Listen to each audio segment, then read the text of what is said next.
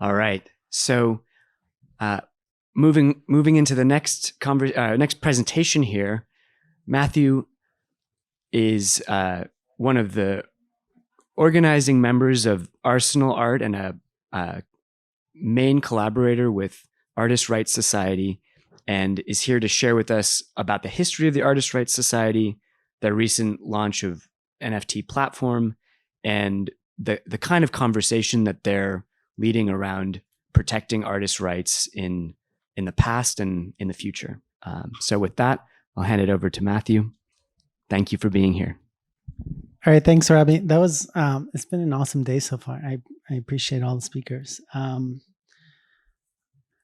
Yeah, I'm coming with Arsnl from Artist Rights Society. So we just did Frank Stella drop. Is anyone here a collector or heard of it or from our Discord or nice? Yeah, Bit Savage is here from our Discord. Hey. So we represent, you don't have to read that. So we, Artist Rights Society is basically 35 years old, and we represent all these traditional artists. So this includes, a big one is the Andy Warhol Foundation, Frida Kahlo, Diego Rivera, Pablo Picasso, Salvador Dali, Frank Lloyd Wright, lots of these estates. There's 122,000 artists currently. Anyone here that's an artist can join, and we will help you do intellectual IP rights and copyright and promotion. So if like Reebok wanted to take your art and stick it on their shoes, come to us, we'll represent you, provide you legal services. A lot of it's pro bono, but or just advisory, but like those kinds of contracts, we just get a percentage of that, and like kind of everyone wins kind of deal.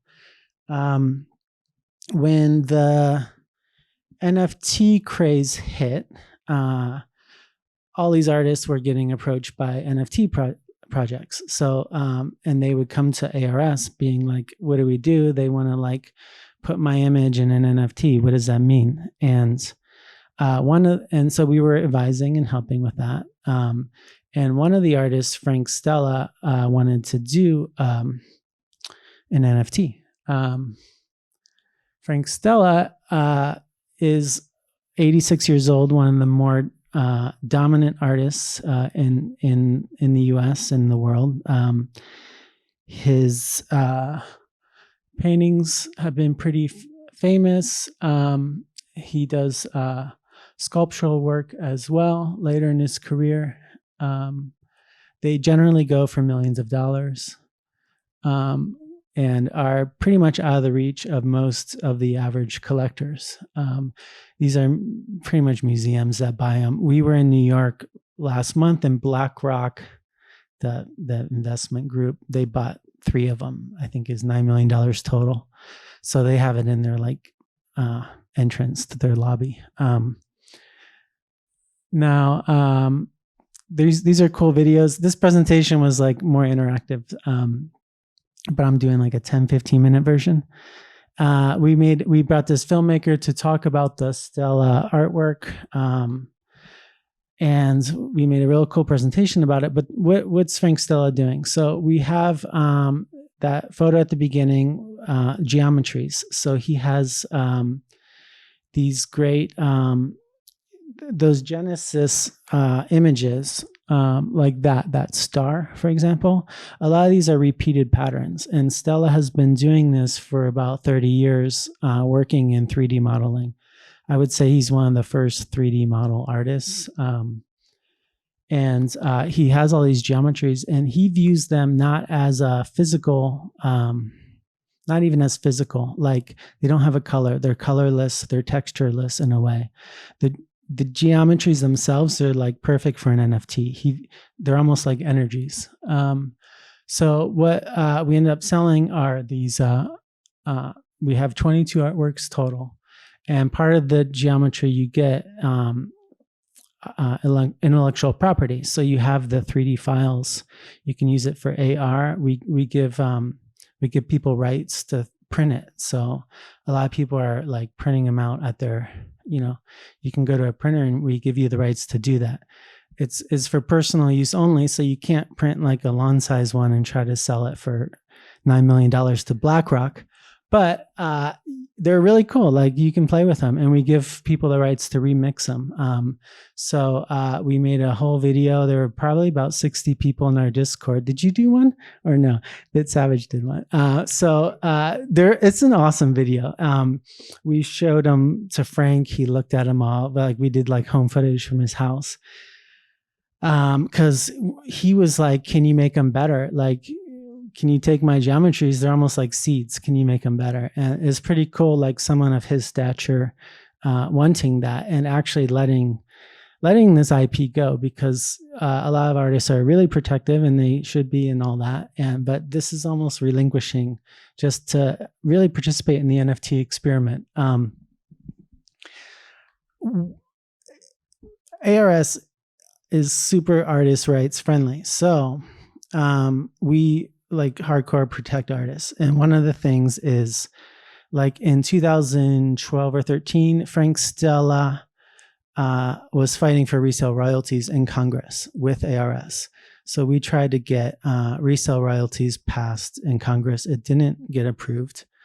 But you know, anyone in this space for more than like a couple months is going to know that resale royalties is a hot topic. It's kind of what drew a lot of artists to the space. And, you know, Frank Stella was super into it. And we, you know, for the first time in his life, after fighting for it his whole life, he finally got resale checks. He's more in it for the legacy of it all, like for helping others, because at this point in his career, he's fine, but it's more like to help. You know, when you sell a painting for $100 and later it's millions of dollars and the artist never gets a cut.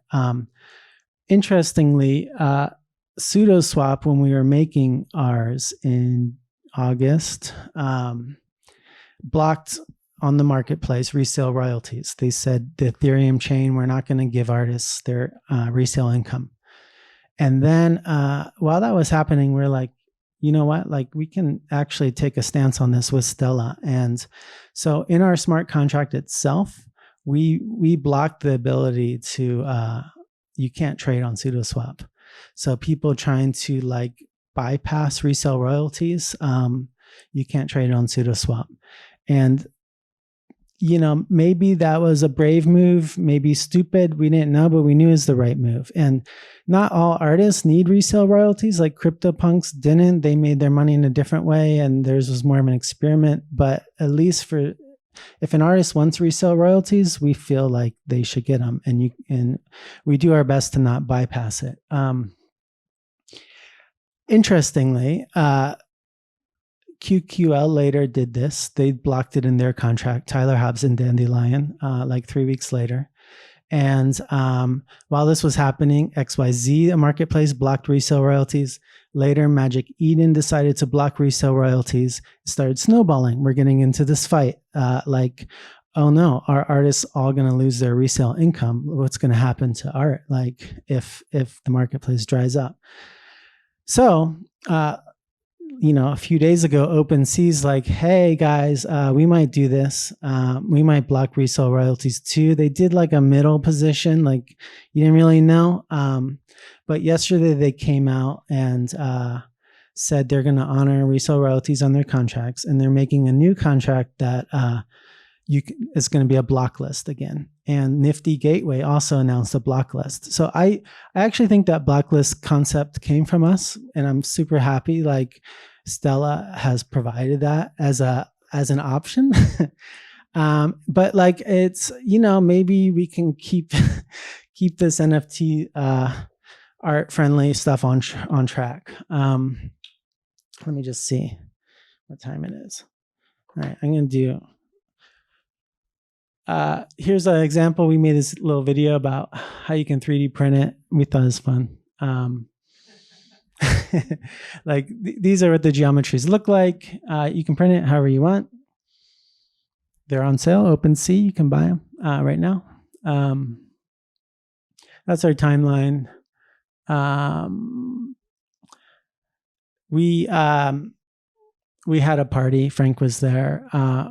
the physical art was almost like a derivative, almost like it's an inversion of Frank's normal thing, where the physical is almost worthless and the NFT is the value. So we were playing with like people stealing them or giving them away. That's Simon Lee. He's an artist. Some people might know him. There's Frank and I. Hey, I cut my hair. That's just pricing. I think we did a pretty good job with pricing and all that. Some are more valuable, some are less. It was interesting which ones became more valuable, like the stars ended up being worth more. We had a ton of collectors. There's like this tier 1 museum we're going to announce in January, but we're talking about traditional art coming into this space. Traditional art is 100% behind Stella and represents that movement. This video is cool. Go on YouTube. It shows all the remixes and Frank talking about it. He even jokes at the end, like, hey, this is a great idea. Now, if I take it and use it in my art, do I have to pay them for resale?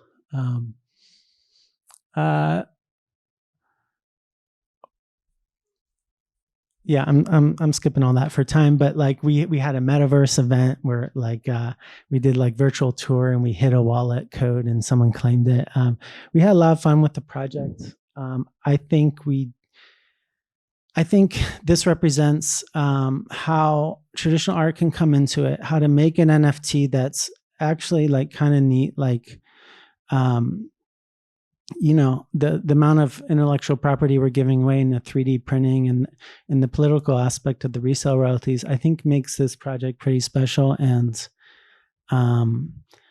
with ARS, we're going to do a lot more. Like they might not all be as like famous as Frank Stella, but like we're going to make sure they're all good, like we're not just going to, like it could be really easy. Like with Frida Kahlo, we could take a painting and just sell it as a JPEG, but that's not really interesting. That reads as a cash grab. So I think like traditional art that's going to make it in the scene will do less stuff of that, but work with collaborations or maybe unreleased art that an artist might have made but never got to see the light of day, and now it can. Or maybe it like really like these geometries, maybe they live as an NFT space in a way like that's actually interesting. So we hope to keep moving. We have a lot of stuff lined up for next year, none of which we can announce yet, but like it's super fun and busy. And like we're like traditional art's coming into the space. We're here, museums are coming. Like this is like crypto apocalypse or whatever, but I see a lot of good, there's a lot of projects flying and soaring and interesting. Like Matt Gazer's is a famous quoted one, like the floor is an all-time high, or the Tyler Hub stuff. So anyway, that's my short and sweet version of this. Check us out on all the social. Thanks. Okay, hold on to that. Oh, yeah. Thank you, Matthew. So just we don't have time for a dialogue here, but if there are any audience questions, we can address them now. If not, I have one question for you, which is, what does somebody do first when they're interested in kind of learning about Artist Rights Society? Where do they go? To your website? Oh yeah, that's easy. So arsny.com. That's it's there. You can see who we represent. There's a search field. You can see, like if you want a license, you can just type the name and see if they show up. Yeah, but like pretty much like every artist, especially in the US, is going to be an ARS member. It's part of a global worldwide thing called CSAC. So each country almost has its own organizations. But yeah, it's easy to find online. Well, we are all about artist rights. And just to go on the record here at ArtCenter, artists and designers at the college own all of the intellectual property that they create while they're here, which is a really unique position. So Matthew, thank you. There's much more to discuss, and I think we can build a class around intellectual property and this experiment. So a lot more to cover in the future. I'd next like to welcome our last panel of the day, coming from LACMA, Joel, Celia, and Deandra. and make your way down to the stage. We've got your presentation queued. Matthew, thank you. Thank you. Appreciate it. Yeah.